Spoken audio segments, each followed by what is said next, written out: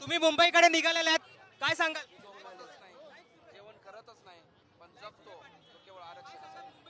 कसं माधव सावरकर हो पहिल्यापासूनच निश्चित आहे, ती फक्त चर्चा होती बाकी काय नव्हतं. पोलिसांनी परवानगी नाकारली. पाटील साहेब, पाटील साहेब, पोलिसांनी परवानगी नाकारली आहे, म्हटले ग्राउंड एवढं मोठं नाहीये, तिथं सभा होऊ शकत नाही. नाही नाही नाकारली नाही, परवानगी दिलेली. आमच्या तिथले लोक काम करतात. त्याने ते कोर्टाचे आणले होते म्हणलं, ते मी वाचलं नाही राहते. कोर्टाचे आणले म्हणला होता म्हणून कोर्टाच्या याच्यावर सही केली पाहिजे, कोर्टाच्या नोटिशीवर. शिष्टमंडळाशी तुमचं बोलणं तुमचं फिसकटलेलं आहे, काय सांगितलं नेमकं त्यांनी? कोणी काहीच नाही. मग आमची चर्चा होती, आमची चर्चा आम्हालाच सांगितली शिष्टमंडळ येणार आहे म्हणे. म्हणलं मग ते चर्चा तवा करू. आलो निघून. दुसरं शिष्टमंडळ येणार आहे, त्यांना भेटणार आहात तुम्ही? भेटणार ना, का नाही भेटणार? भेटणार आम्ही, आल्यावर भेटू. तुम्हाला नवी मुंबई मधलं एखादं ग्राउंड घ्यावा असं सजेस्ट केलं? नाही नाही, त्याने माझ्याकडे आला, ते म्हणे कोर्टाचे ते याच्या बाबतचं आहे, त्याबद्दलचा विषय. म्हणून म्हणलं चला ठीक आहे. मग मी वाचलं नाही ते. आता घाटातनं कसा असणार आहे प्रवास? सगळे लोक बघतो की आजूबाजूला गर्दी वाढत चालली आहे.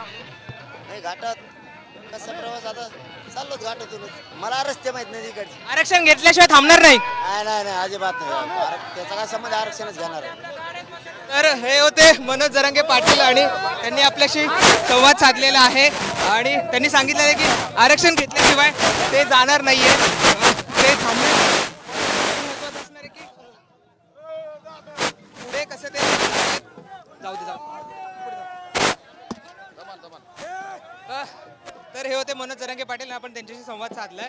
त्यांनी सांगितलेलं आहे की शिष्टमंडळ आलंय, आणखी जरी शिष्टमंडळ आले तरी आम्ही त्यांच्याशी चर्चा करू. चर्चा कुठे थांबलेली नाहीये, परंतु आम्ही पुढे निघालेलो आहोत आणि सरकारशी आम्ही चर्चा करणार आहोत.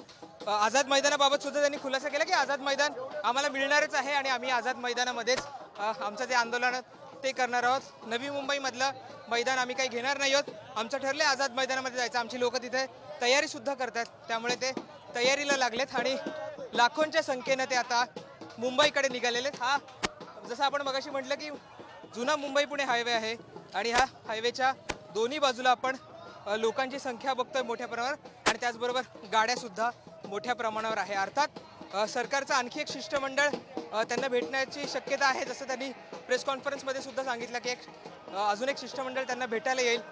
ते काय शिष्टमंडळ येत आहे का, ते काही तोडगा काढतंय का, हे पाहणं महत्त्वाचं असणार आहे. आणि त्यांनी जसं आवाहन केलं की मुख्यमंत्री असतील, उपमुख्यमंत्री असतील, यांनी यावं, यांनी आमच्याशी चर्चा करावी, तर ते सुद्धा येतात का हे सुद्धा पाहणं महत्त्वाचं असणार आहे.